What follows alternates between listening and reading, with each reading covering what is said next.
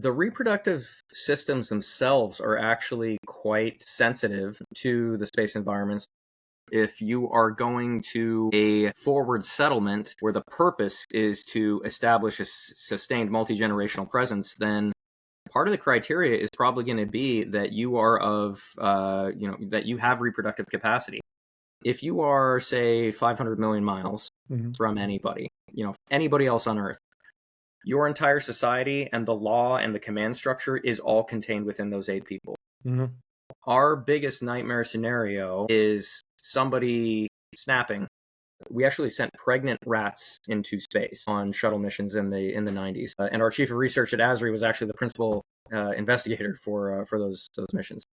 We're hoping to have the first full term, human conception, development, birth, pregnancy and birth, and postnatal care happen in a space environment by 2055. Welcome to the Omar Alayli podcast, your go-to podcast for exploring the diverse fields driving space exploration and technology.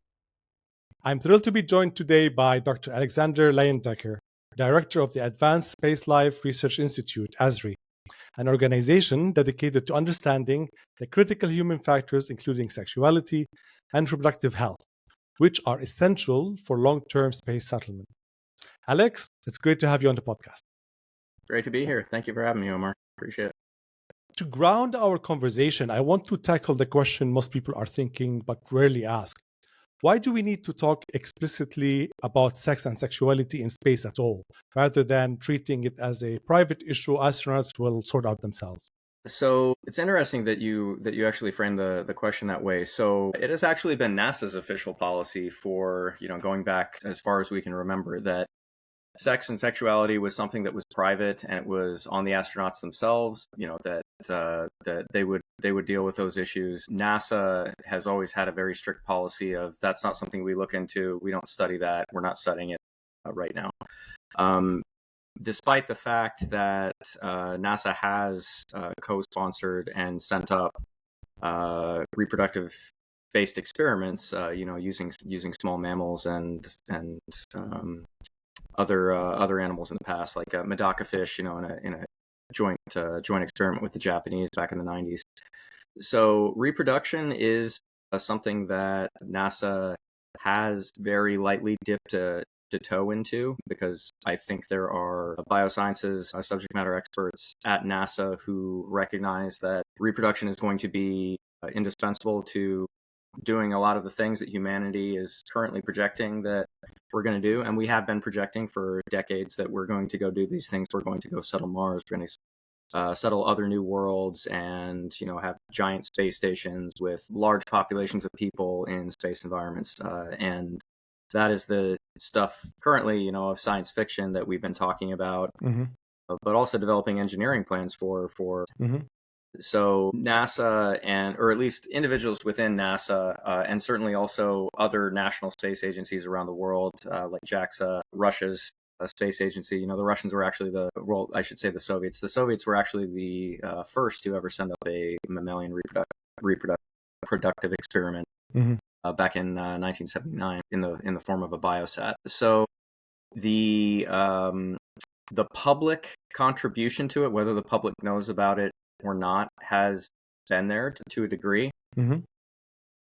But I don't mean to dance around your question. I think sort of the more direct question being, why should we concern ourselves with sex and sexuality? Shouldn't it be down to the individuals that are going to space, and not just astronauts, but eventually passengers, because as we develop cislunar economy, we're going to see a lot more people that are able to go into space for leisure purposes.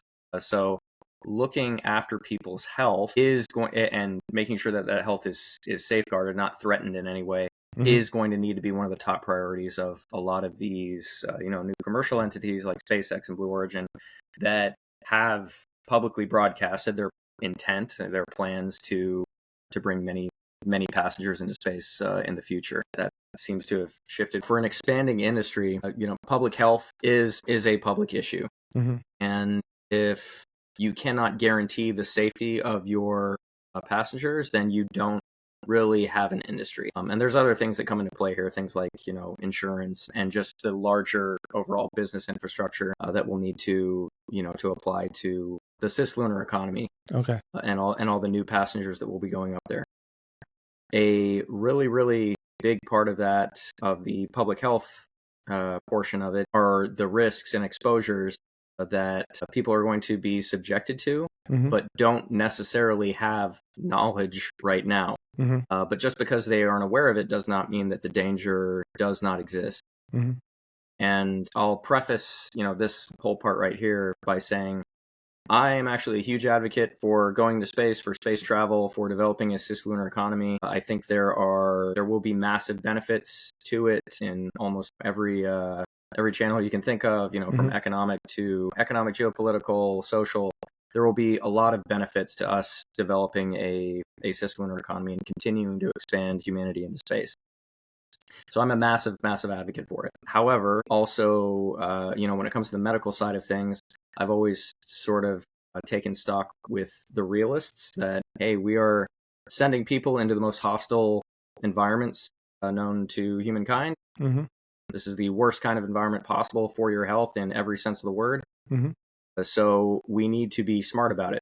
Like, we can go into space, we just shouldn't be dumb. So if there are risks, then we need to mitigate those risks. If there are health hazards, then we need to protect ourselves. We need to insulate, make sure that there is proper radiation shielding, make sure that a lot of the health degradation and risk associated with long-term exposure to microgravity have been mitigated. And a lot of these things can be engineered. There's an engineering solution to a lot of these issues from the beginning. Engineering the closest thing to an Earth-type environment that you can get to maintain people's health, where it makes sense. So when we shift from planting flags to planning settlements, reproduction suddenly becomes a systems question.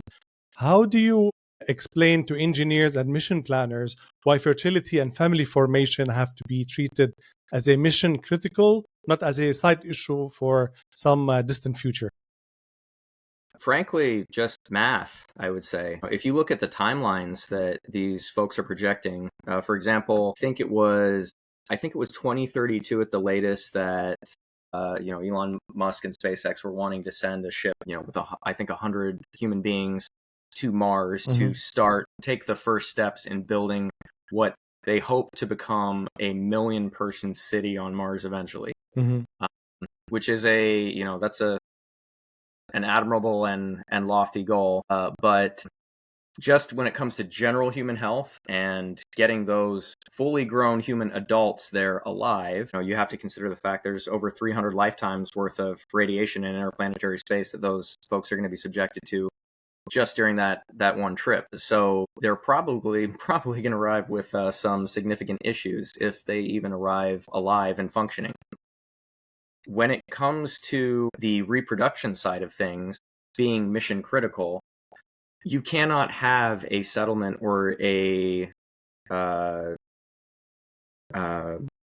city in any sense of the word without a population. You cannot have a sustained population if you cannot create new generations. So, we just follow the very basic, simple logic chain. And this is the same logic chain that, I've argued for many years that, if you want to create multiplanetary civilization, you got to be able to have babies in other places. If you want to be able to have babies in other places, then you have to solve for all these different variables that have changed because we are in different locales.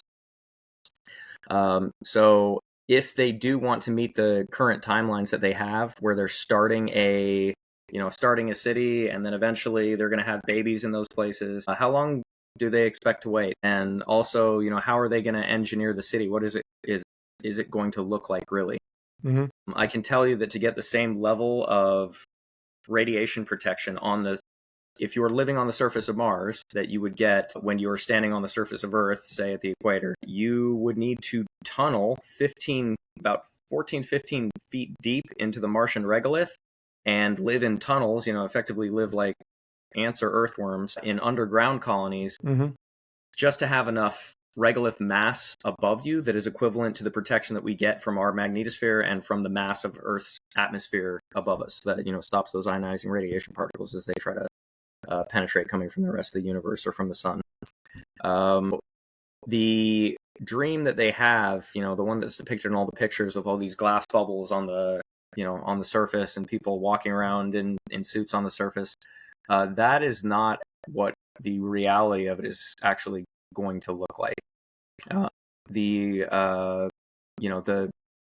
reproduction side of things, we don't even know if 38% of Earth gravity is going to be enough for proper human embryonic development, all the stages of reproduction, and more importantly, when it comes to postnatal considerations, are the children going to be able to grow from newborn babies to fully functioning, cognitively sharp, and mentally and physically fit adults, as we have been afforded here on Earth by this environment that we have grown in. Interesting. Yeah, so there's a whole lot of different variables when it comes to that, but the first step to solving any problem is recognizing that there is one and knowing what the questions need to be. We know what the questions are. We know what we need to go figure out. So now we just need to go do it. And that is a big part of, what our institution is about.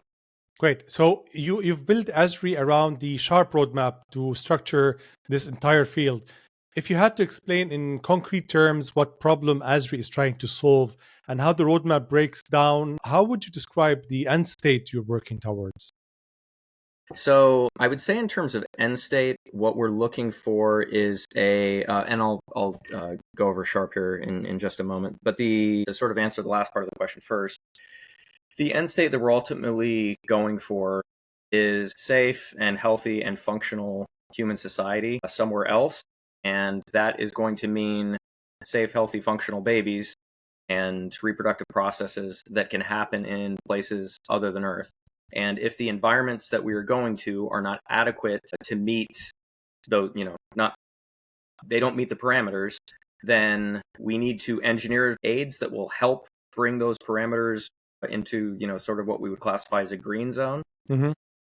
And if we are not able to engineer solutions in very, very radically different environments, then we just simply have to have a policy of we do not reproduce in those environments, because you are then instigating what is effectively medical tragedy that is going to cost energy and time and resources.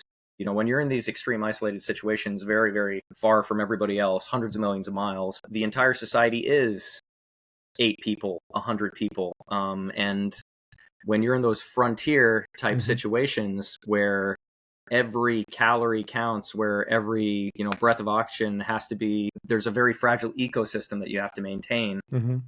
We cannot afford to have things happen, medical tragedy, somebody dies, somebody's injured, because now everybody else has to look after, take on the load that the injured person now has, in addition to helping look after the injured person. So children are an example of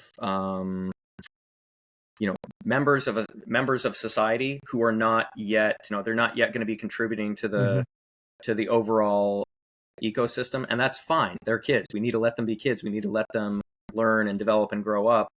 But it takes people to look after the kids. So that's we have certain roles, caretaker roles that are assigned.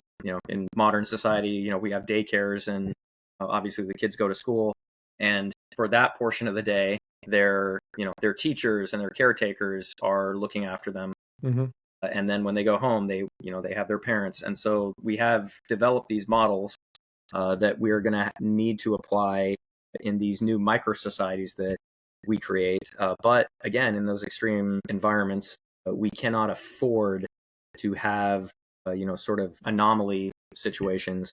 We need to be able to account for everything, or it could risk the lives of everybody. I know that sounds like a pretty extreme way to put things, but that is the calculus of it, unfortunately. Now, the larger that you're able to grow and the better you're able to make that ecosystem, the more flexibility you have. Obviously, we have a lot of flexibility here on Earth for how we're able to integrate people and whatnot. But yeah, so right now most programs are still focused on survival and mission success.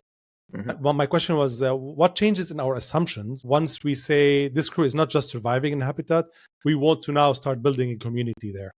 Okay, yeah, it's actually an interesting question. Yeah, talking about effectively moving from one phase of society to another. In space, These first early phase, the phase that we're in right now, or really that we are just entering, is sort of a logistics and framework phase. We are just now starting to achieve a level of super heavy mass lift, space lift, where we can get materials and machinery into space at much lower cost than we have been able to in the past.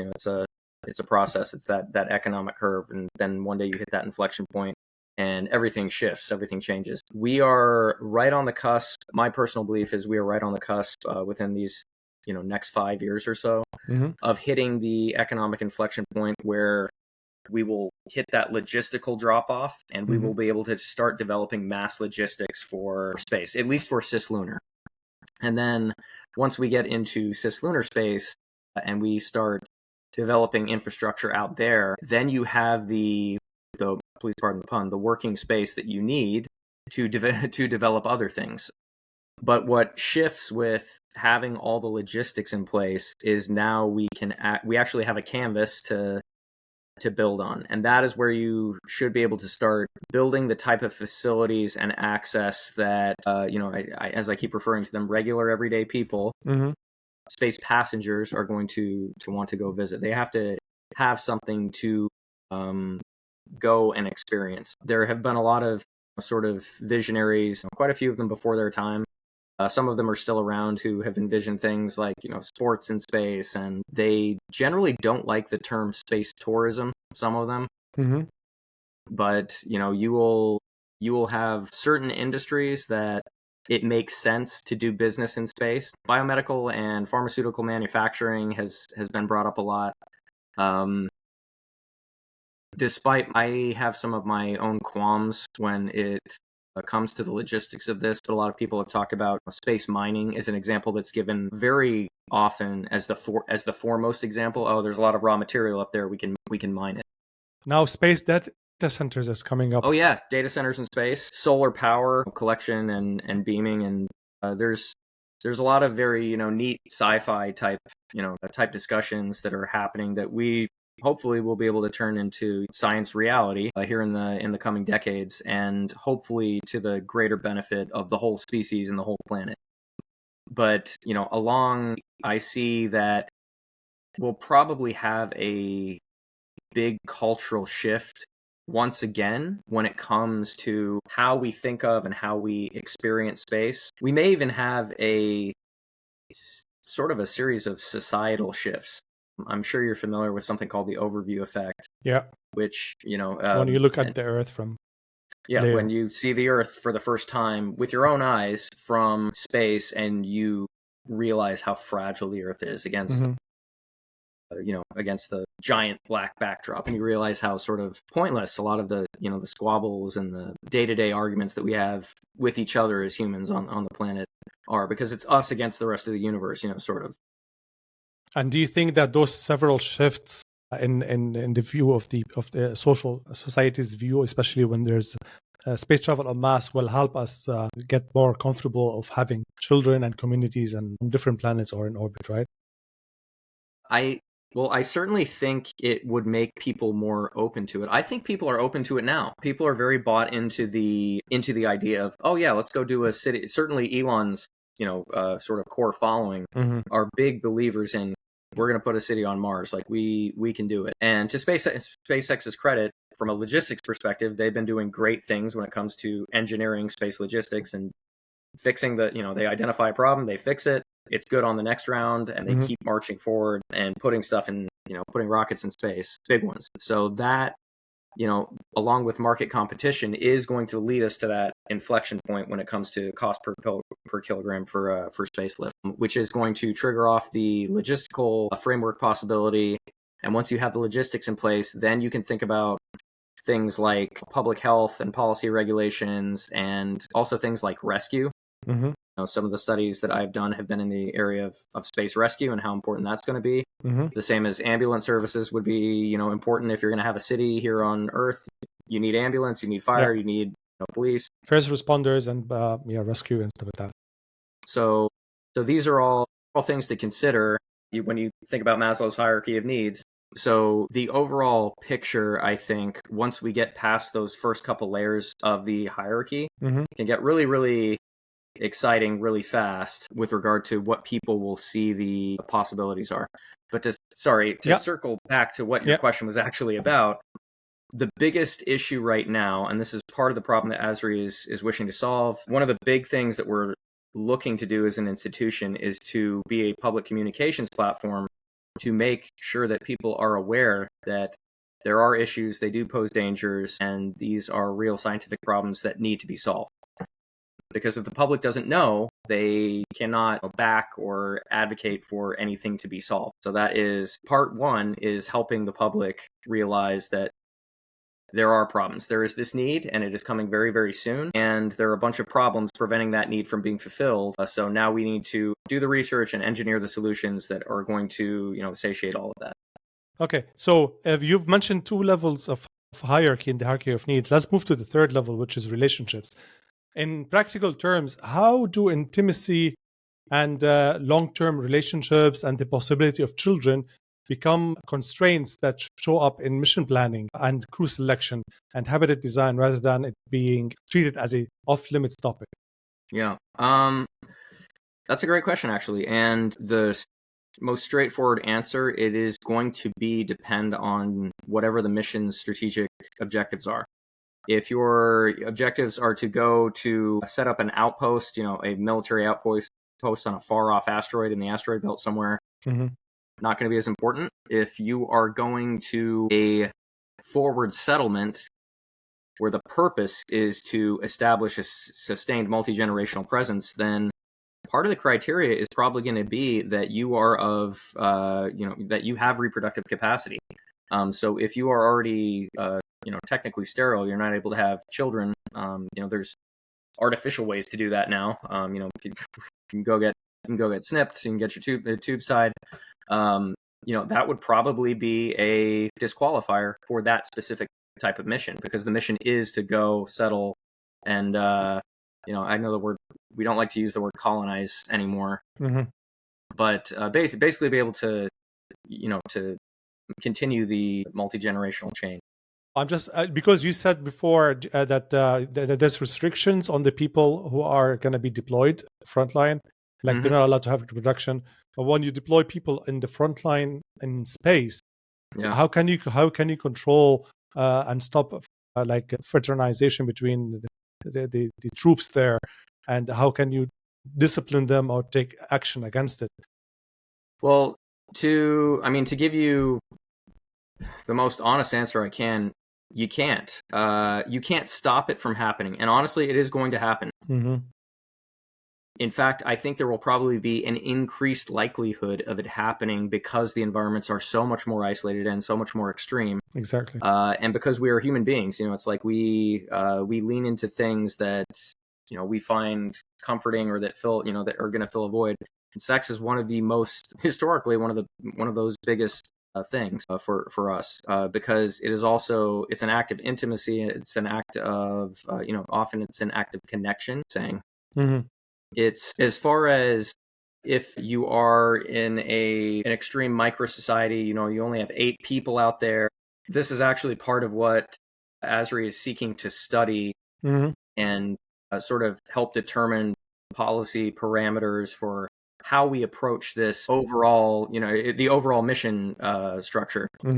Because if you are, say, 500 million miles from anybody, anybody else on Earth, your entire society and the law and the command structure is all contained within those 8 people.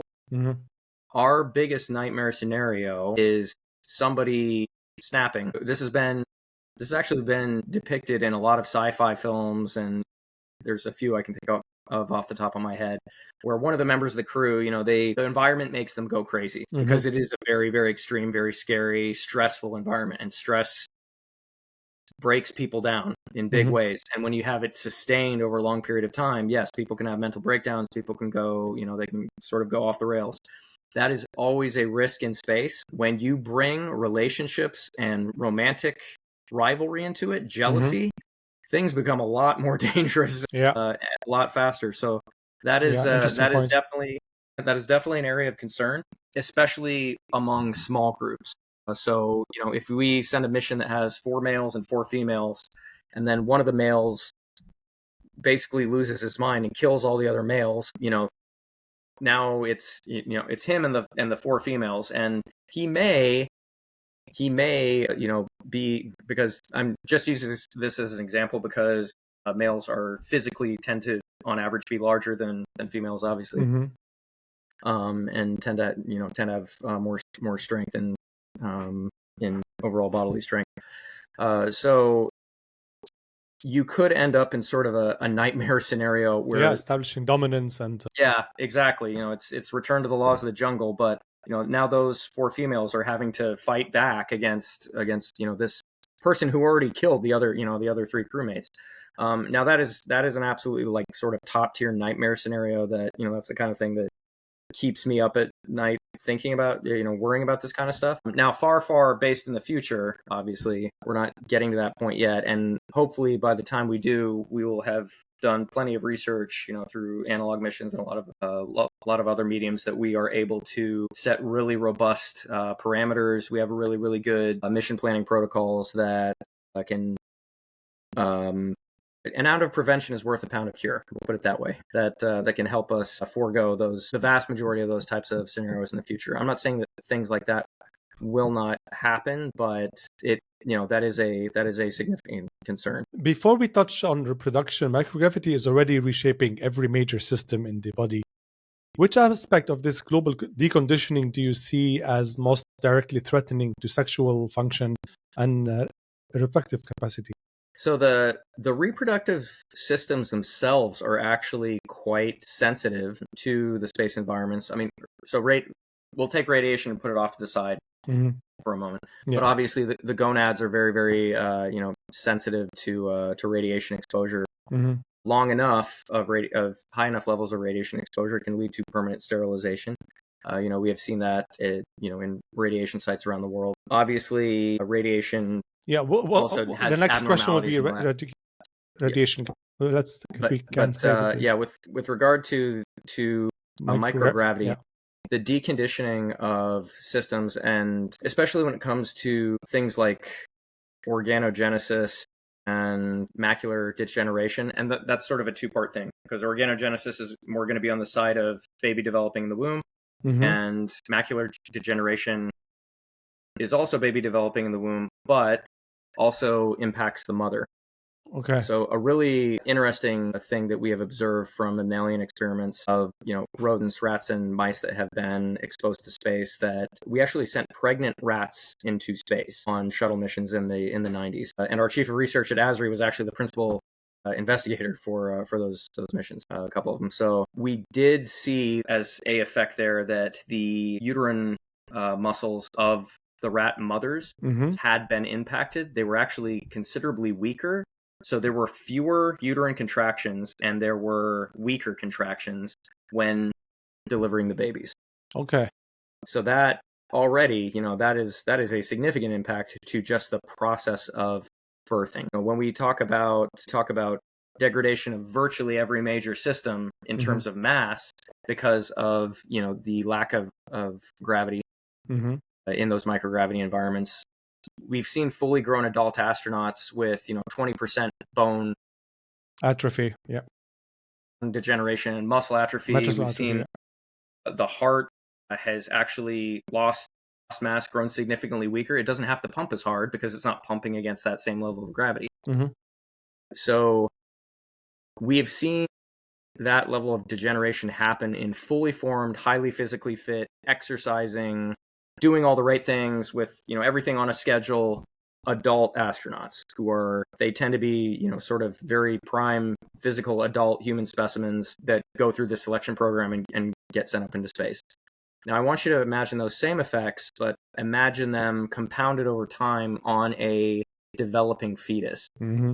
Bone degradation as the bones are trying to form. Organ degradation, muscle degradation as the cells are trying to split and develop a healthy heart, lungs, liver, kidneys. It is a recipe for disaster, in my opinion. If you just look at it mathematically, is that you can see the compound curve of abnormality that would be it's not an absolute that it would happen that way, but it's a potential. In my opinion, disaster, it's actually a probable outcome, in my opinion. Okay. So the mitigation of that may actually be a lot simpler than we think. It may be quite an easy fix. A lot of folks talk about things like artificial gravity, and we do the centrifugal rotation of space stations and things like that. The Chinese embryo experiment, 6,000 mice embryos that they sent to space. I was looking at the data for that, and there was a marginal increase in success of the embryos with artificial 1G of gravity, but the success rate was still not as high as real 1G of Earth gravity, for controls. Interesting. And the increase in the success rate was, if I recall right, it was only by a few percent. So now, given that was a very small centrifuge, there's a lot of different things to look into. I am by no means sounding the alarm and saying that artificial gravity is out. I don't think that by a long shot. It did show improvement, and there's probably ways to make it substantially better, and bring those success rates up to a level of what we may see here on Earth, or at least close to it, what we would consider medically acceptable. Okay, let's move now to radiation. If we narrow the lens to gonads, gametes, and embryos, what does the data actually say about the long-term reproductive risks of the radiation environments we're planning to send people into? Yeah. So obviously, they're physically, males and females are different. Males, we have our gonads are external to the body. They're held in the testicular sac outside the main mass of the body. So they are more exposed to the outer environment, while the female carries her ovaries inside. It's shielded by a little bit more body mass.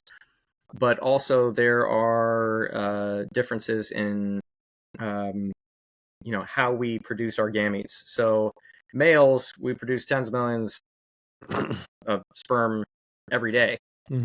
We will regenerate our gametes, and they will constantly die off, be regenerated. Whereas a female is actually born with all of her gametes inside of her, and obviously they're really cyclically over the course of her life when she reaches reproductive stages. So that that considered, long-term exposure to space environments, the radiation hazards, means different things for the different sexes. So a male, because he's more exposed in terms of the organs themselves, there's probably a greater chance of him reaching permanent sterilization earlier.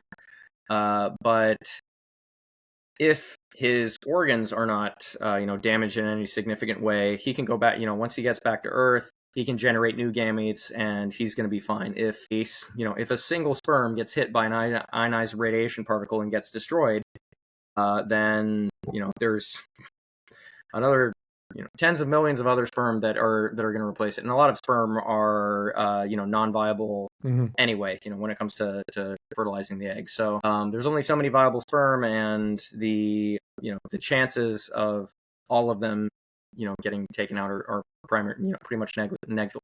This is interesting. I haven't thought about it. Has there been any research done on male astronaut sperm count before? Before, after, during?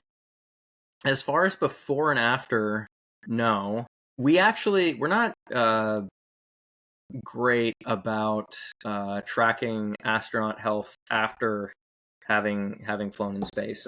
Generally where the space life sciences have focused has been keeping astronauts healthy. They are healthy enough for the mission, but that has always been done in the in the way that space life sciences has been done through NASA, it's always been done with a very mission-centric focus for, we've got this, 6-month window, 9-month window that this person's going to be going up. They're going to be on the ISS. We need to keep them at optimal health as much as we can, given all the considerations during that period, and then bring them back down. And there have been really interesting studies like the NASA twin study that happened with the Kelly brothers, which I won't go off on that tangent just yet. But with regard to sperm studies in general, there have been, I think there was a I'm going to try to recall the year here. I think there was a study in 2018 that actually did use human sperm, and then bull sperm and urchin sperm have also been studied. Primarily, it's been motility has been studied. Hey, how do the sperm orient? How do they swim faster? Do they swim slower? They actually do swim faster in microgravity. But the overall study of it has still a lot of blank space that needs to be filled in. And that's not just true of the male side, but also the male side. Okay.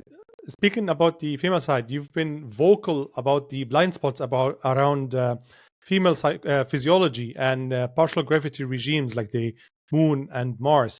From your perspective, what are the most dangerous unknowns we're still carrying into long duration mission plan? Oh wow, that's a good one. So the most dangerous unknowns that we're still carrying in, I would actually phrase it as the biggest unknowns. So the biggest unknown that we still don't have the answer for is what one of my mentors, and he was a former NASA chief of medical operations at Johnson Space Center for all the astronauts, Dr. Jim Logan, has referred to this as the gravity prescription. What is the gravity prescription for maintaining general human health, and at what ages and what conditions does that gravity prescription need to be so that we can successfully not just survive, but thrive as human beings, sort of the way that we have here on Earth? And where does that line fall when it comes to really significant markers? And by markers, I mean Mars, the Moon, other places that we may go in our own solar system, other places that we may go beyond.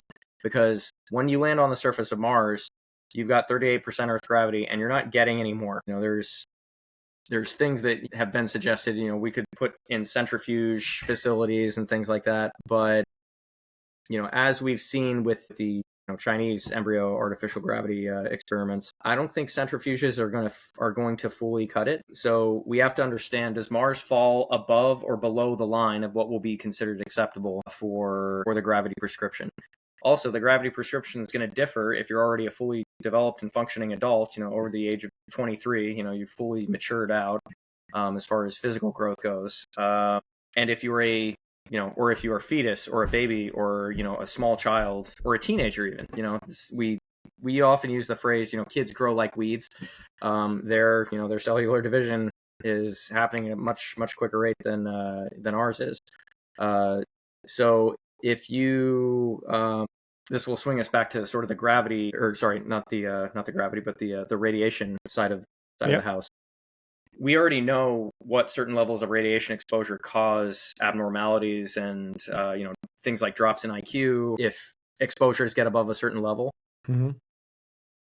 What we don't know is how prolific that is probably going to be on, say, a place like the surface of Mars. Mars, again, does not have a magnetosphere. It does not have it has an atmosphere, but it's, basically 1% of what Earth's is, and it's very, very fleeting. So can't really call it an atmosphere. It offers virtually no protection. It's also negative 80 degrees there year round.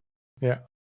So radiation particles from the rest of the universe can come down and hit the surface of Mars at a much more, much more frequently, at a much higher rate than they're going to be making it all the way down to the surface of Earth. And actually, I said particles making it down to the surface of Mars, right? Or did I say Earth twice? Mars, yeah. Okay. So yeah, those particles will get down and make it down to Mars' surface a lot better than they'll make it down to Earth's at the moment. And if you've got kids with these very high cell division rates running around, and an ionizing radiation particle, strikes them, burrs in, creates cancer, and that cancer is able to grow fast, then again, you have one of these medical anomalies, medical tragedies that has taken place. So the big unknowns are, what is that gravity prescription, and how is that ionizing radiation, what is that whole picture going to look like? We've got a very good idea, but what is that whole picture going to look like when we do go to these new places? I myself am a very, very strong proponent of a policy by which, until we do figure all these things out, we do not send children into space. There needs to be an age limit for how young you can be before you're allowed to fly in space, and it needs to be at least in the high teens.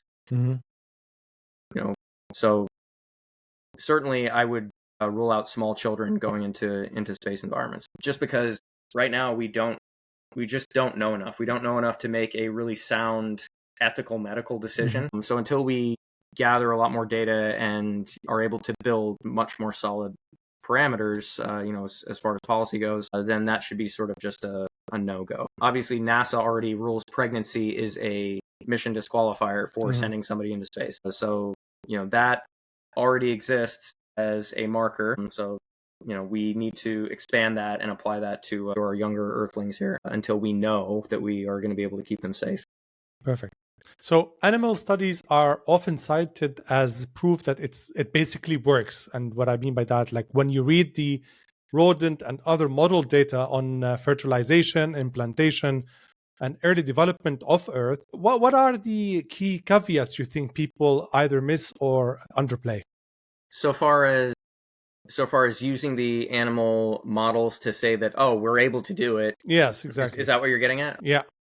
Yeah. So I've tended to find that a lot of folks, when they read certain studies, or when certain studies are reported, most people don't go in and read the actual medical literature. I'm directing a research institute, and I don't like doing it. It's dry medical literature doesn't make for a fun read. But I've noticed that when it tends to get reported, there's always certain things are left out, and certain things are sort of accented, which may not be as big of a deal, or are downplayed, which are a really, really big deal.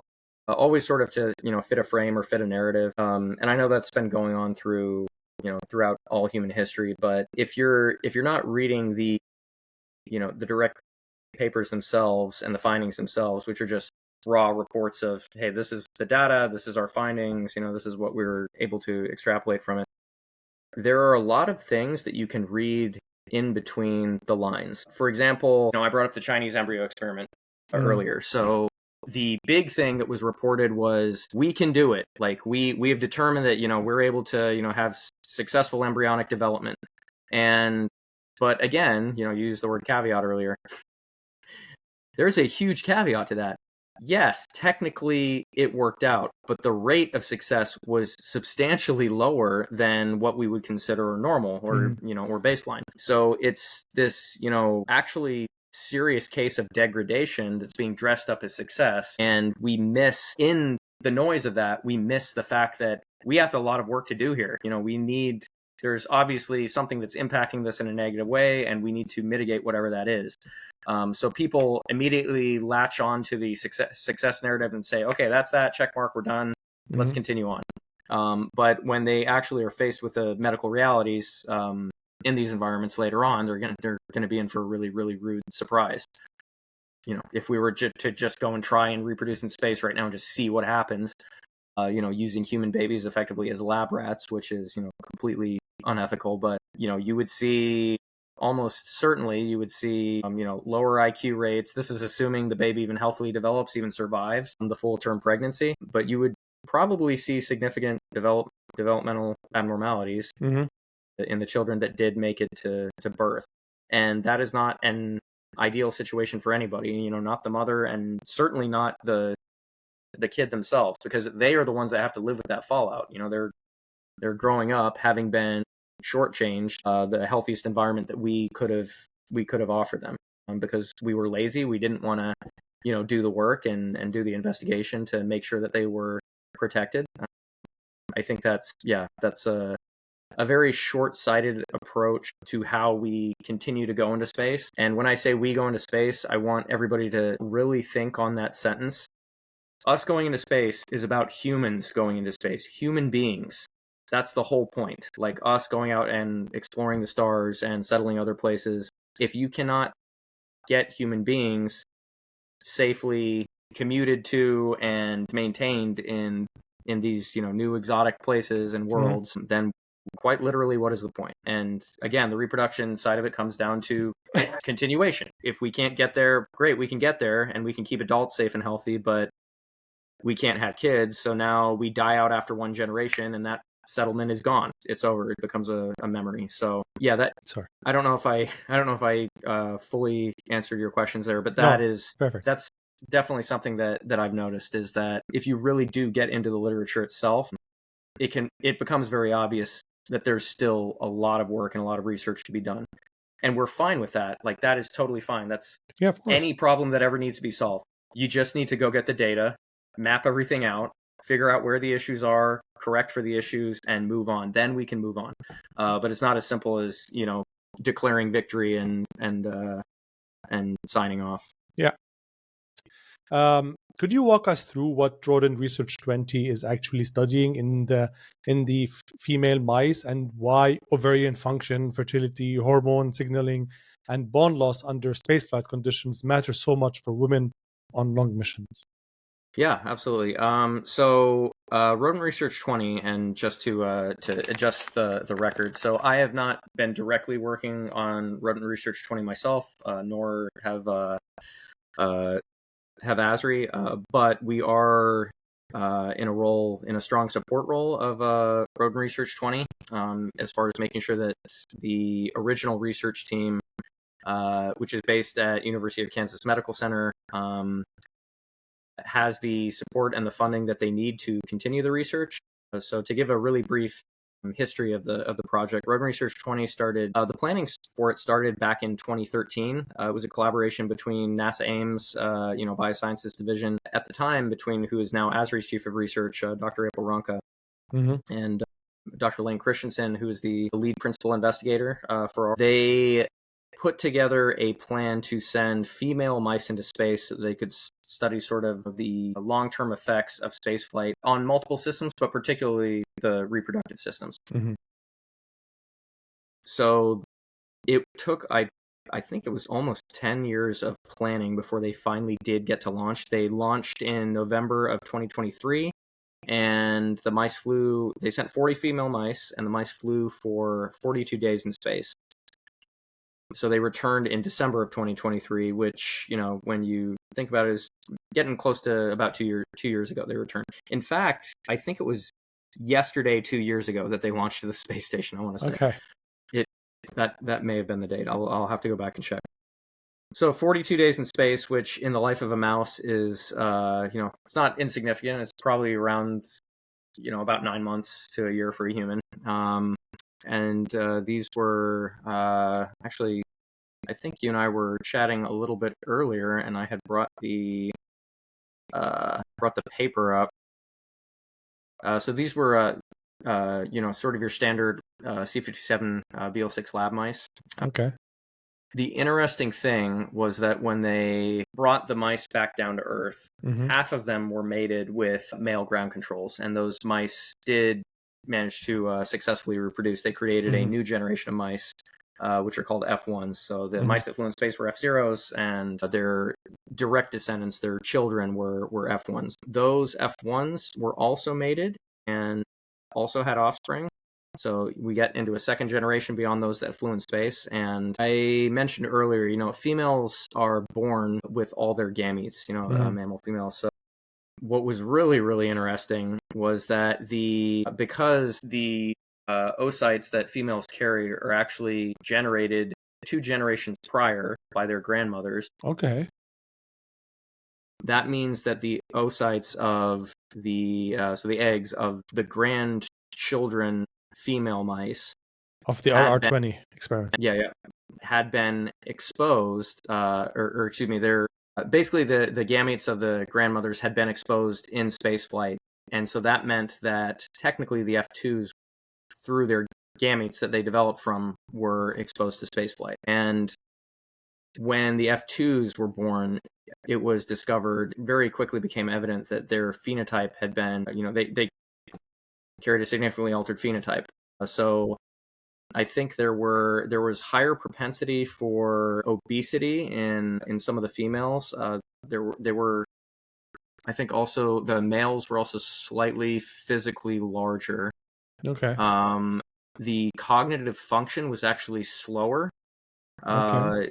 In some of the mice. So there were measurable impacts that had happened after exposure to their grandmothers. So these mice, again, that had all these effects, which were epigenetic, had not themselves directly flown in space, but we now are seeing the compounded effect that has happened a couple generations later.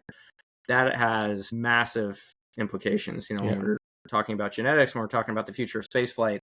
And when we do long duration missions, and we, as mammals ourselves, with a very, very close DNA structural relationship to these mice, I think it's a 97% plus, similarity that we have after the mice themselves.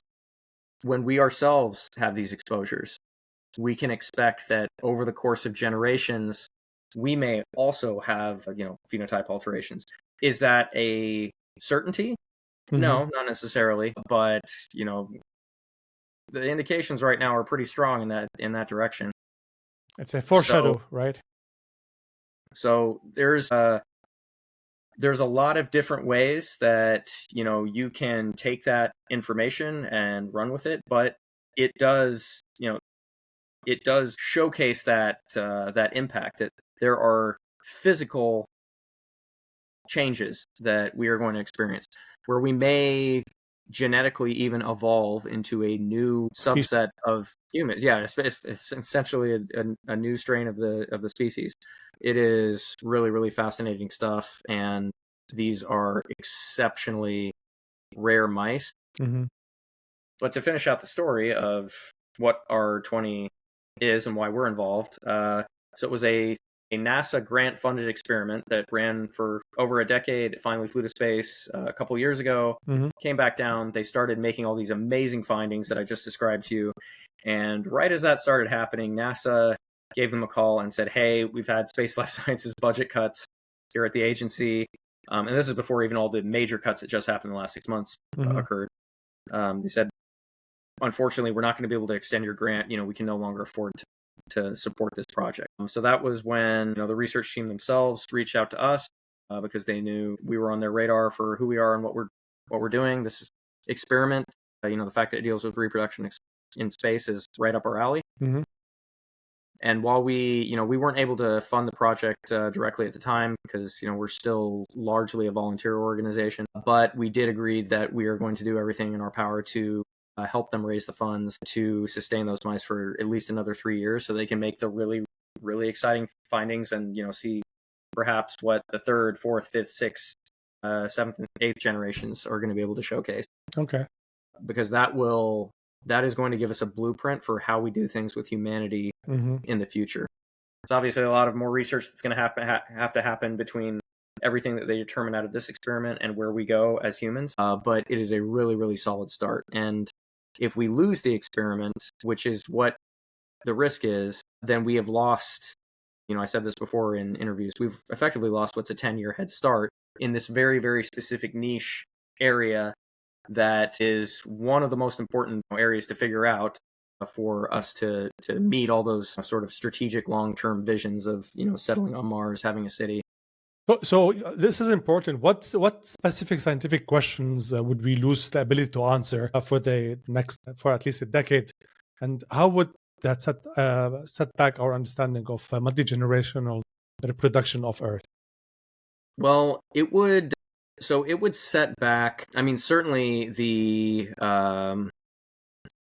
multigenerational genetic aspect. Those findings there, I highlighted a couple times already. 10 years of time was invested into this. $16 million of U.S. taxpayer money at least was invested into this. And we are only now starting to harvest the fruit from it. But right as we are getting to that point, the really actual good fruit that is going to be of great benefit to all of humanity and society, the funding gets cut off. So the mice are at risk of euthanization.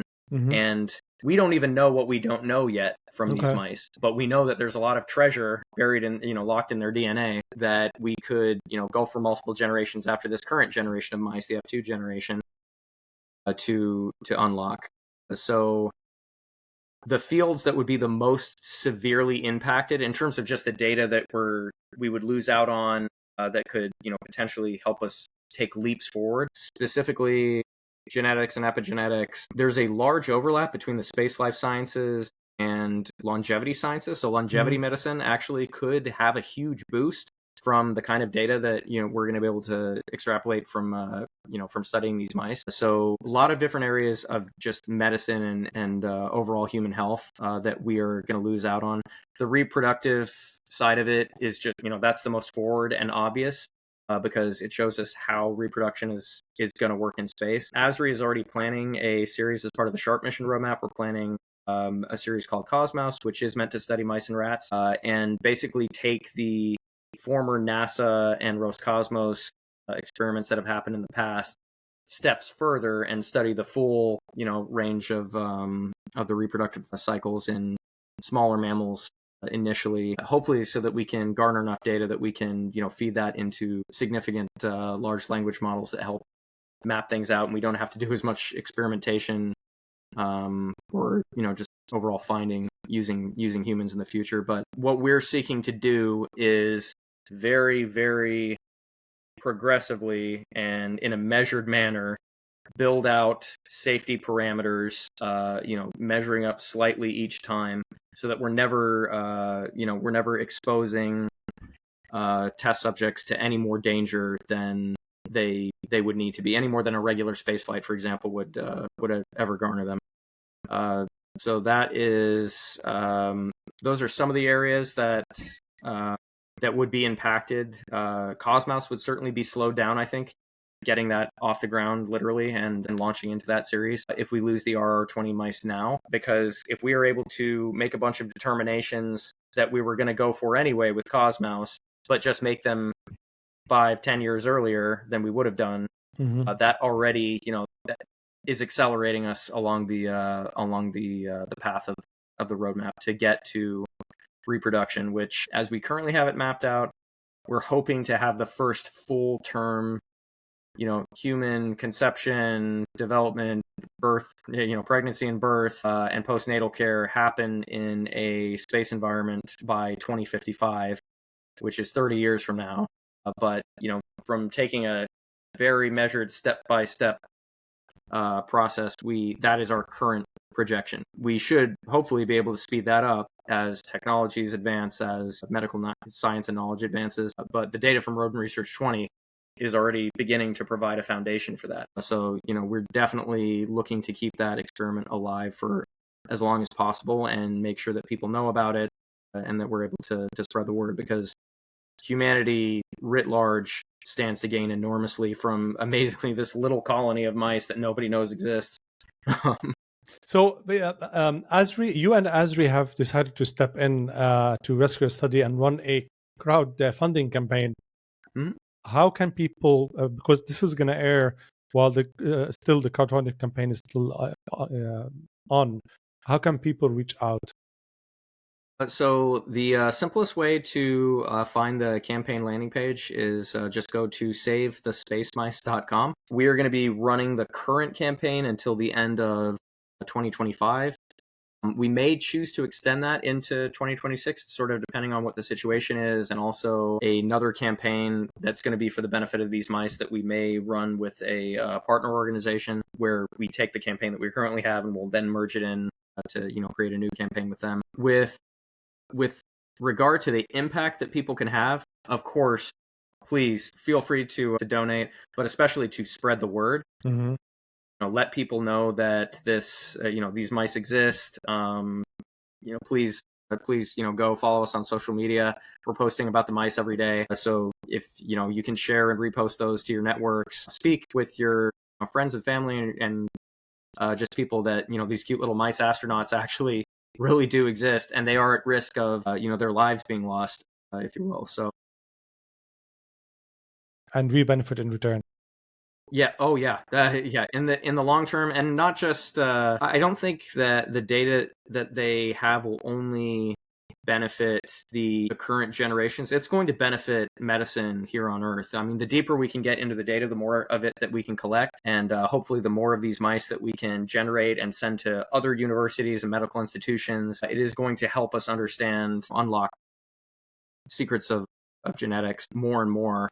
When it comes to the health stuff, this is, this mice data, I think, has huge potential to really help us advance in certain medical fronts on Earth. And then for your audience in particular, near and dear to the heart, near and dear to mine and yours as well, take a trip around the solar system.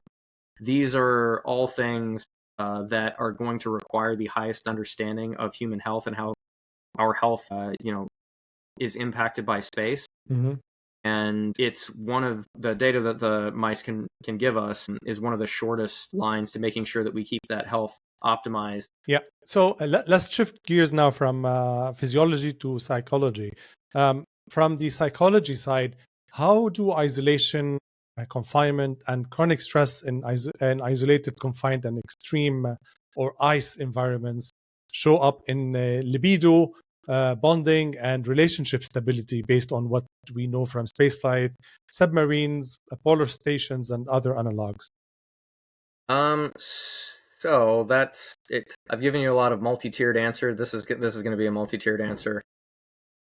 With regard to how the environments impact us and our psyche, so it's well known that you've got dramatically, just on a chemical level, you're going to have dramatically jacked up cortisol levels typically when you're in those much more isolated scenarios. There's a much higher chance of you feeling alone, isolated, scared, bored is a big one. And unfortunately, the isolation also does drive up levels of real risk because you are increasing the rate of mental degradation of people while simultaneously putting them into a physically confined and isolated environment together where tempers can go off the rails a lot faster, anger can escalate quicker, conflict resolution is a skill, but it is much harder to successfully resolve conflict, or at least resolve it at the same level and rate that you would see in what you would call a normal environment. So a statistic that I have brought up in the past that I don't like at all, but it is a real statistic, is that I think the Antarctic missions, the analog or the Antarctic habitat environments research stations, females in those environments had reported something at a rate 40% had I think it was over 60% had experienced sexual harassment. The number may have been higher. It's been a while since I've looked at the study. I do apologize. I'm rusty on a lot of these numbers and stuff right now, as I mentioned before the call. So 60% had experienced sexual harassment. 40% had experienced sexual assault. 40% is a mind-blowing number, and especially when you consider these are not large crews. The Antarctic research stations, sometimes you're going to have 15 to 22, 25. Yeah, 15, 20, 25. It's not a large group. So if you can imagine, not only are those those rates happening, but you're also trapped in that environment with your assailant. So it can very rapidly deteriorate the entire atmosphere. It's a little bit of a pun, but when it comes to the overall mission, the safety and the health of everybody, really, because if you find out that one of your crewmates attacked another crewmate, now you're probably gonna, you may attack that crewmate, and not without reason. So when conflict erupts, things can get very scary very fast. Violence tends to break out. Another example, this was actually a space analog that happened back in 2000. There was a Canadian, psychologist who was part of an analog mission in Russia, and there were 3 analog astronauts that joined the mission. I think several months in. I think it was an overall supposed to be a 6-month mission or something. But there were 3 Russians, including the mission commander, that had been there already for several months. Canadian analog astronaut, Japanese analog astronaut, and I forget the nationality of the third, also joined the crew. I think I believe it was a few days before New Year's Eve, 2000, so the millennial New Year. And they witnessed 2 of the Russian crewmates, a fight broke out. A fight so violent that it left, quote, blood splattered on the walls. Wow. And also later that evening, the Russian commander, who was intoxicated, forcibly French kissed, sexually assaulted the Canadian female analog astronaut. Wow. And the event was actually so upsetting that I think the Japanese crew member quit either the next day or within a few days. It was obviously very distressing situation. Disturbing also, yeah. There are, other analog environments that we look at, like submarines, and I've actually got family members that have been submarine crew members. Mm-hmm. Submarines are a little bit different. I think it's actually kind of funny, because I do have family that have worked on submarines, not necessarily U.S., but it's a military command structure subject to military laws and punishments as the whatever the applicable legal code may be. And submarines, while you're isolated for months at a time underwater, you're always only X number of feet from the surface and returning to reality. So you're very isolated, but you still at least have the feeling of you're still on Earth. You still have those safety apparatuses, those command structures in place. I'm not saying that submarines don't have their problems; they do, but the analog for space it's applicable in some areas and not so much others. Because in submarines, the enforcement of like rules and regulations is enforced through military practice, right? And which gives order and discipline. Yeah, if you are breaking, if you're violating an order or breaking discipline, whatever, causing disturbance, they have the brig that will literally throw you in the jail cell that is there on the boat, or there are ways to forcibly confine you. So do you think the first crews in space will adopt similar approaches to the military approach, even if it's not a military specific base? Like, do you think this is a good example to start at least the beginning of a exploratory crew, 25 people on the moon, let's say? Yeah. So again, I would start with the statement that it depends on the mission. Obviously, so there's going to be some missions that are military, some that are not, and it will, obviously, all be dependent on that. But when it comes to things like mixed crews for especially longer term missions, it was actually determined that mixed crews perform at a higher level than single gender crews. And from a psychological standpoint, they actually help keep each other balanced and, a little bit more grounded over a longer term. And something that has been suggested in the past as a potential way to address a lot of the long-term isolation issues is we send married couples. So we have a crew that's made up of, crew of 12, made up of 6 married couples. However, that comes with plenty of problems of its own because if you've ever been married, you know that there's of course going to be conflict, and then also there's the risk of if this person over here disagrees with the commander, well, now their spouse is obligated to so it causes fracturing among the crew. What if 2 of the married people start having affairs with somebody else, and then there's things can spin out quickly. So it really just depends on how far you're going, how long you're going to be out there, and the makeup of the crew itself, the psychological profiles of the crew itself. You do need different types of personalities to fill different types of roles in almost the same way that, I think there's probably pretty good merit argument to argue that those mixed gender crews probably perform better together because there is a balancing sort of we call it energies, male and female energy going back and forth. Whereas, you've got a male might think a lot more aggressively about a certain, some certain topic or aspect, whereas the female is going to be quite a bit more grounded. And if things like conflict and anger arise, it's actually probably going to be a female that's, between two males, a female is probably going to be the one to better resolve or call for peace, between the two males. So wanting to maintain that balance and keep good relational dynamics between all the different crew members, I think the mixed gender crews are just statistically, it looks like the way to go.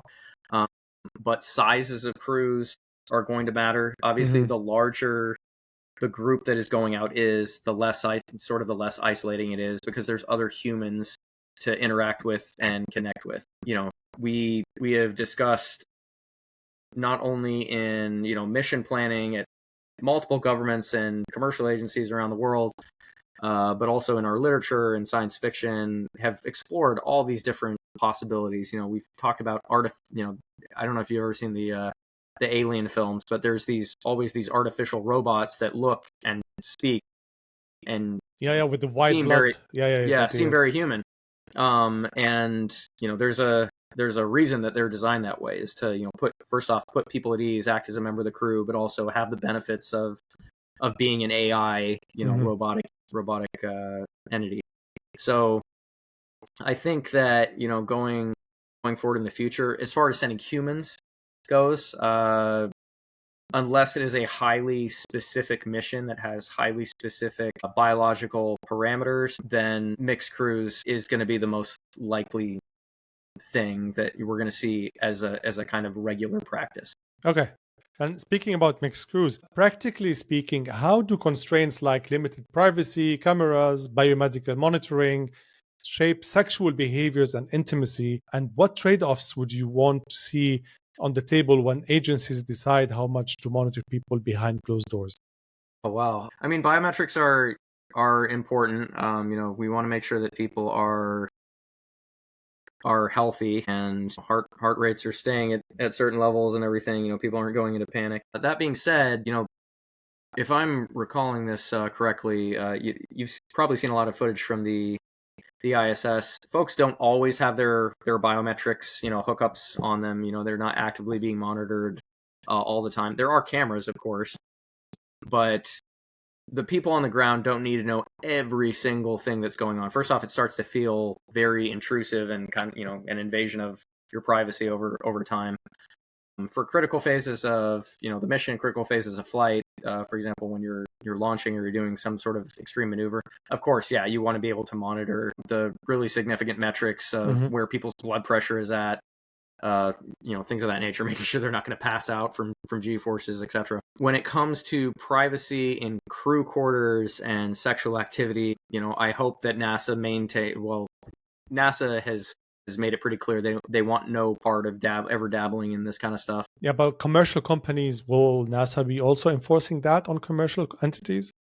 I don't know how they would. NASA is a exploration agency. They themselves have sort of made the statement that, hey, we are a organization of, by, and for engineers. Our job is engineering vehicles, engineering spacecraft, and exploring space. We're not meant to fill a military space capacity, even though a lot of NASA astronauts are former military test pilots and such. NASA is a peaceful exploration agency by tradition and nature. Yeah. So my question is, how this affects in let's say in commercial, where NASA might not have the same reach or regulations.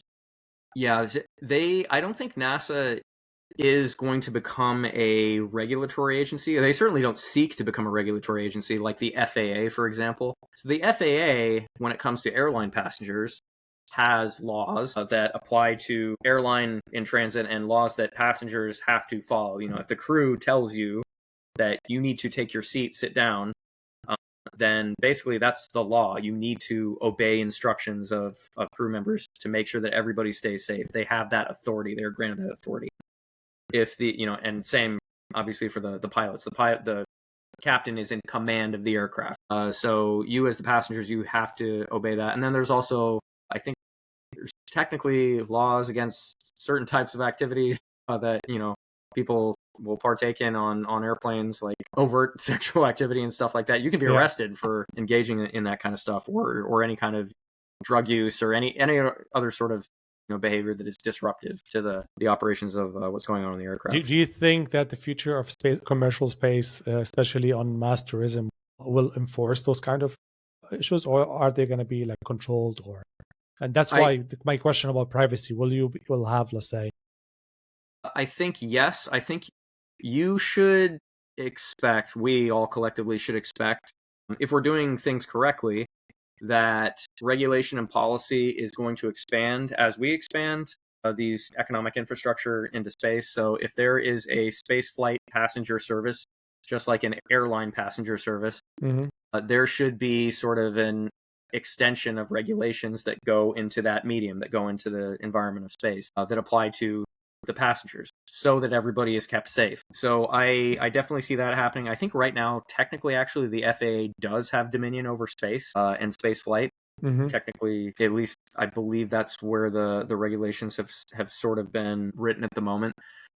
There may very well need to be a new sort of regulatory agency that makes sure those regulations and laws are followed. Hey, they set the policy, they see to enforcement, etc. They work with the commercial companies and with the government agencies to ensure all that. And a big question is, what are the international norms going to be? Is there going to be an international set of standards? And this is, space law itself is a very sort of its own frontier as well. We're building and we're creating a lot of this as we expand. So I think that where we see the gaps, we will begin to fill them in. Space law is already starting to advance a little bit more as a subject area for how it will apply in certain of these scenarios. And we just need to figure out, between countries and international organizations, what applies and when. Heard the argument before, there needs to be a Coast Guard for space. Conduct rescue operations where necessary. There needs to be eventually commerce regulation and things of that sort. So I think that we'll see all of that develop in time, and how things happen on private space stations and commercial areas is just going to be dependent on what those regulations look like and the companies that are building these orbital facilities for people to visit. So companies like Vast, who are engineering sort of centrifugal space stations right now, for which hopefully will eventually make space hotels and all these great places that we've talked about in our sci-fi fantasies. So, Alex, if you had to name one or two crucial questions that have been systematically neglected so far, what would they be? The biggest one, from the biomedical perspective, is what is the gravity prescription, and how does it apply to different phases of human life? Obviously, we've been sending adult astronauts into space for a while. We need to know where those lines are, where the parameters are for young adults, teenagers, children, small children, and babies, toddlers, growing fetuses. We need to know where the guardrails are, or where the guardrails should be, and then make sure that the guardrails are put there. The second, that is the biggest question, and that applies to both microgravity and radiation as well, as well as other aspects of the environment that we aren't normally going to consider, which can include light and noise, how it interrupts circadian rhythm. Obviously, you have on the International Space Station, you get sunrise and sunset every 90 minutes, right? It's orbiting the Earth. So if you are trying to sleep if you were trying to sleep in a room that had a window to the outside, you would get that off pace cycle of day every 90 minutes. So that would mess with your systems a little bit. So gravity prescription is the biggest one, and how does that synergistically combine with everything else? So that's the biomedical side. The other area, I've also alluded to it a number of times already, is what are we going to do about the physical safety in space? So physical safety and rescue, because everything that we've talked about settlements, logistics, physical infrastructure, a cislunar economy overall, you cannot have, or it will not develop economically if you don't have some sort of rescue service in place that people can take comfort in. At the very least, even if it is only a few rescue vehicles, that if something happens, if your spacecraft becomes disabled or stranded, somebody will be able to come and get you and save you. You're not completely written off. You're not dead yet. I think if you have those two things, you have the biomedical health and safety stuff figured out, and you have the physical safety, you will then have a fertile environment for that overall cislunar picture to develop. And you can have all the great things like, the hotels and the sports stadiums and the orbital bars and whatever else you can think of, basically transposing human society from the surface of the Earth into space, and then to the moon and Mars and everywhere else. Cool. 22 cents. Let's now shift to ethical and sociological frontiers of reproduction in space. Given what we've discussed about unknowns and risks, if you were sitting on an ethics panel today, would you allow any crew or tourists to conceive in space? I think I know the answer to that. And Absolutely. what criteria would you insist on before saying yes? So yes, part one, absolutely not. Simply because we don't have the data that we need to make a safe judgment call. So people in that case are quite literally flipping a coin, and they're not only risking, you're not just risking the life of the mother in that case. So obviously you're risking the life of a child, but you're also risking the life of the mother. From what we've been able to tell, there's probably an increased, and this is postulation, but there is a non-zero chance that ectopic pregnancies could actually increase. The rate of ectopic pregnancy incidence could increase in microgravity environments, because you may have a fertilized zygote in the fallopian tube that becomes confused and doesn't know where to go. So it ends up implanting in the fallopian tube instead of the uterine wall, navigating down and where it's supposed to. Ectopic pregnancies can get very dangerous very fast, and depending on how far you are from Earth and what surgical medical facilities are available based on where you are, you now have risked the life of a crew member or passenger, whoever the individual may be. And that also puts everybody else, depending on the scenario and the size of the facilities, the size of the crew, that can put everybody else also at risk. Surgery in space is still something that we're figuring out. How do you control things, like how liquid behaves in microgravity? You don't want globs of blood and all the bodily fluids escaping in every direction, because what if it gets into circuitry boards, it starts shorting things out, the spacecraft becomes disabled because somebody was bleeding out. So I know these sound like extreme examples, but they are things that that need to be considered. What my parameters would be for saying yes. So at ASRI, we have something called the radio EE scale, which stands for Reproduction and Development in Off-Earth Environments scale. And basically, it is an overlay of data points, and it isn't. At this point, it's pretty much entirely theoretical, because we still need to get and fill in all the data points. But it is an overlay of green zones, amber zones, and red zones for reproduction, solely based on microgravity factors. And then we have the same for radiation. When you lay those over each other, then the green zones are the only go area for what we would consider to be medically, ethically acceptable for people to attempt conception and carrying babies to term in off-Earth environments. Now, there still is a large process that we'll have to, first off, we have to gather all that data, fill those graphs in, determine what those parameters are going to be. And we also need to have all of the legal and medical discussions that go around what do we as a species agree is acceptable. Okay. Are we okay with, if everything else is fine, are we okay with your average kid losing 5 IQ points, but still the rest of them grows sort of fine because of these exposures? So there's quite a number of years of work in between getting from where we are now to getting there. But it does start with the research and filling in all those data gaps. Research that is, that data is being gained by projects like Rodent Research-20. Okay, how about countermeasures? If you had to prioritize countermeasures specifically through a reproductive lens, what would be at the top of your list, and how far are we from having operational answers there?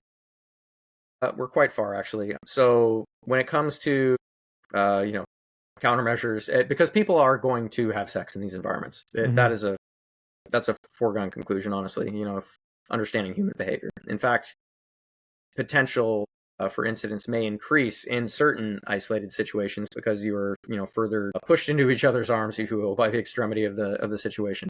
With regard to things like birth control, we still don't know the efficacy of oral birth control for females when it just comes to how effective it is going to be in space environments. Does microgravity have any impact on efficacy of medications? We know that female astronauts actually do take oral birth control to repress their menstrual cycles when they're in space for long periods of time, and that has seemed to have success. So it represses their menstrual cycles to a degree, but I think people may kind of get what I'm trying to drive at, is that does the medicine function for all its primary purposes to 100% efficacy in the same manner that we see on Earth? And when I say 100%, 99.9% is the efficacy of birth control here on the surface of Earth.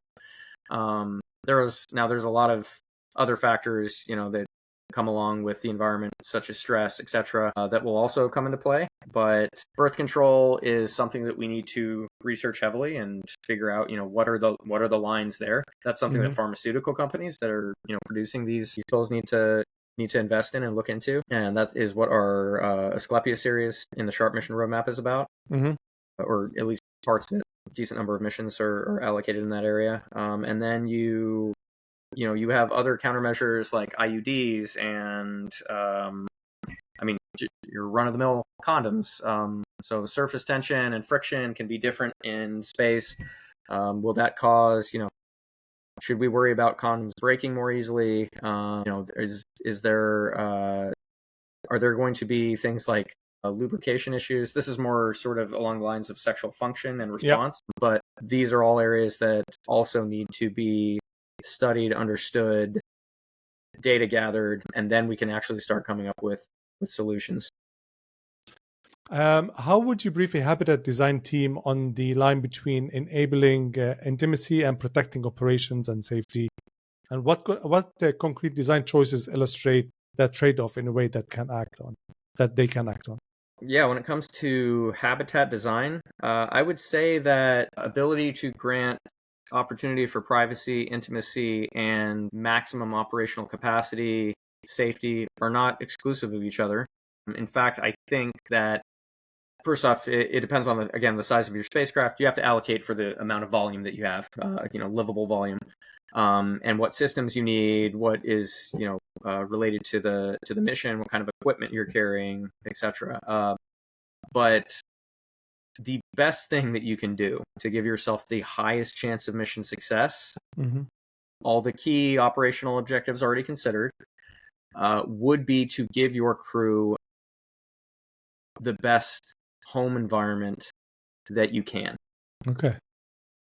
So if you were able to give them something that reminds them of Earth, reminds them of home, and they can feel normal for a minute. When they go, there's a big psychological bridge between when we're at work and when we go home and we finally let our brain relax. In fact, a lot of people, this was an interesting phenomena during COVID and all the remote work started, is that a lot of people didn't realize that people use their commute, as stressful as it might be sometimes, their commute from work to home or back from, or from home to work, to decompress and to shift their mindset when they're moving from one environment to the other. So you want to give your crew as homey an environment as possible that allows for privacy, that allows for intimacy, that allows them to be human. Because the more that they remember that they're human, the sounder their mind is going to be from a long-term psychological perspective. Mm-hmm. Something I remember when I was deployed downrange, and every time I was deployed, I did this. The room that I was living in, I was living in Connex boxes and stuff in the desert, but we would decorate our rooms, regardless of the season. We would decorate our rooms with Christmas lights because it was normally dark. It was dark in the Connex. There was no windows or whatever, and because you had risk of shrapnel, artillery rounds, and things. Mm-hmm. But we would Christmas lights that would provide kind of that ambient glow and actually had sort of a calming effect. So you're in the middle of a combat zone, but you have Christmas lights that remind you of Christmas at home, and that's kind of what it did. What it did for me. Mm-hmm. And you want to be able to incorporate design elements into the habitat that are going to help people feel at home, that are going to give them ease of life, because their lives are going to be stressful enough, guys. Like they're, you're 300 million miles from everybody you've ever known and loved, with the exception of the people that are there with you. And your crew is your family. That's going to be a big part of crew design, is making sure that the people that we're sending are a very cohesive sort of family unit. And hopefully we'll be able to do stuff like send married couples once we get all the psychological aspects figured out. But if you were able to give them ground to walk on, able to incorporate things like artificial gravity, able to incorporate things like a hot shower does, does wonders. In the ISS, they cannot take hot showers right now, or I think sometimes maybe they heat up the water, but the way they shower is with a pad and a towel. Yeah. And a sponge sometimes.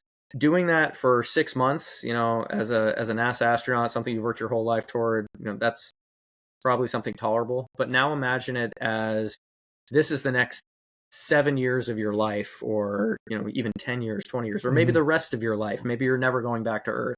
Mm-hmm. So to remind people what they're fighting for, to use the phrase, I would say, give them as much comfort, as much home as you possibly can, and give them sometimes you need to, when you're around your crew all day, you need to be isolated from people, or at least from the people that you're with. So give them soundproofing and ability to sort of seal themselves off a little bit and be able to be intimate in private with each other, not worried about everybody else listening in, because then you're just going to get more and more short-tempered with everybody around you, constantly it feels like they're invading your privacy, even though they're not doing it intentionally. So yeah, that's the best advice I guess I could give. Cool. What about students and early career professionals listening now who feel this is important but niche? What are practical ways they can plug into this field rather than just watch from the sidelines? Yeah, a lot actually.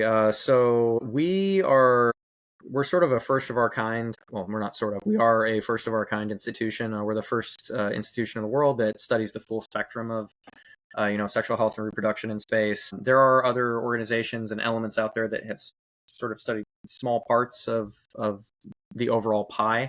We are focused on all of it. And something that I would say to individuals that are interested in working in space, you don't necessarily have to be studying biology and medicine and have degrees in that area to be able to contribute to this kind of research, because again, it is a whole picture kind of problem. We are going to need engineers that engineer the solutions for what we determine the parameters need to be to enable safe and successful reproduction. We are going to need legal and policy analysts who understand how these new regulations are going to work into the overall fabric, and how that works with other institutions and organizations around the globe, governments.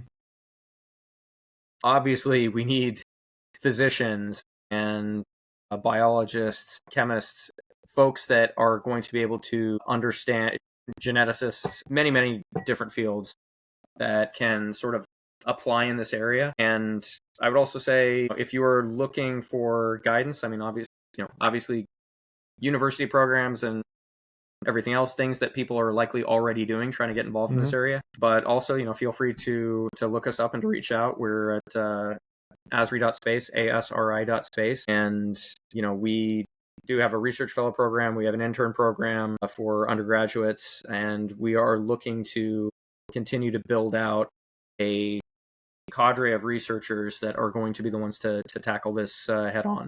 And our research fellows actively work on different projects. Some of them are working on projects for us. Some of them are working on partnership projects. Some are working directly with their universities, but they're still contributing to the overall architecture of the field. So I would definitely say give us a shout, and we should be able to give folks sort of more direct guidance based on what their particular situation or background might be. Perfect. Alex, it has been an honor to have you here. Thank you so much for sharing your insights and expertise. Oh, thank you so much. I appreciate you having me on. I would make one last plug for RR20, and these mice really are going to be very, very crucial to the overall story of how humanity goes forward in the coming decades. So we have an opportunity to accelerate ourselves forward. I really hope that the world is able to recognize it in time, and that we don't miss it. So savethespacemice.com if you were able to donate, and certainly please help share and spread the word, even if you aren't able to donate. Even a small amount has a very, very giant impact, at least to a mouse. Great, Alex. Okay, to everyone else listening, this is the Omar Alayli podcast. Thanks for joining us, and keep exploring.